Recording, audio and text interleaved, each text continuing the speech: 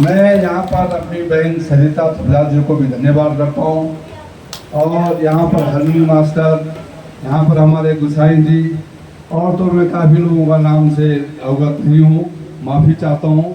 और धन्यवाद मेरी बहनें, मेरी माताएं जो यहाँ पर आ रही हैं और हमारे भगवान जी का साथ दे रही हैं दर्शक के रूप में। आप लोगों को भी बहुत बहुत धन्यवाद। देखिए, भगवान जी ने संविधान के बारे में बताया है। संविधान क्या है? दरअसल में जैसे हम किसी मंजिल पे जा रहे होते हैं तो हम रास्ता पूछते हैं कि वहाँ कैसे कैसे जाना है, तो वैसे ही है ये संविधान। हमें जिंदगी अगर जीनी है तो संविधान हमारे लिए संविधान बना है। एक संविधान क्या है? मनुष्य समाज की एक व्यवस्था है। मनुष्य समाज की एक व्यवस्था है, और उस व्यवस्था में सब चीज़ें लिखी हुई है कि हमारा हिंदू विवाह कैसे होता है, हमारे जो सभासद हैं या क्षेत्र पंचायत है या जो डिस्ट्रिक्ट मजिस्ट्रेट है, उनके अधिकार क्या हैं, वो किन अधिकारों का हम पे प्रयोग कर सकते हैं, या हमें मतलब कुल मिला के ये है कि संविधान हमें ईमानदारी, हमें कोई भी काम करना है जीवन में तो ईमानदारी से करना है, होनेस्टा से करना है।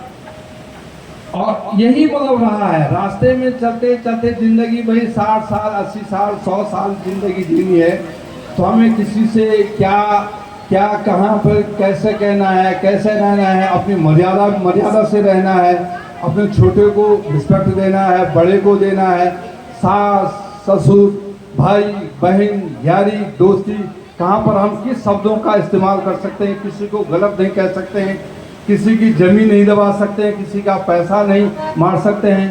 तो ये सब हमारे संविधान में ये लिखा हुआ है, सब अलग अलग एक्ट बना हुआ है कि इस एक्ट के तहत इस आदमी ने ये गुनाह है तो उस एक्ट के तहत उसको वो सजा मिलती है। तो ये है संविधान। संविधान एक मानव समाज की व्यवस्था है, और उस व्यवस्था के हम लोग जो है पालन करेंगे। हमें मतलब मर्यादा से रहना है और मर्यादा से चलना है। इन्हीं शब्दों के साथ मैं ज़्यादा ना कहूँगा। बहुत बहुत धन्यवाद भगवान जी का भी कि आपने जो ये मुहिम छेड़ी है।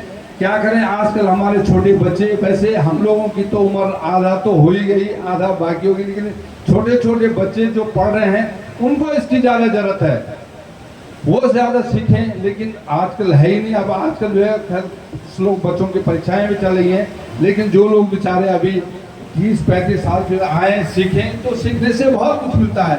उस लोगों को पढ़ने का टाइम नहीं मिलता है, और पढ़ा हुआ याद भी नहीं रहता है, लेकिन जो बोला हुआ है वो याद रहता है। आपने ये देखा होगा, हमसे कोई चीज़ किसी ने कही कथा अगर सुनाई तो कथा मुझे आज तक याद है, पर पढ़े हुए याद है ही नहीं। तो बहुत बहुत धन्यवाद। जय हिंद, जय उत्तराखंड, जय भारत। एक बार जोर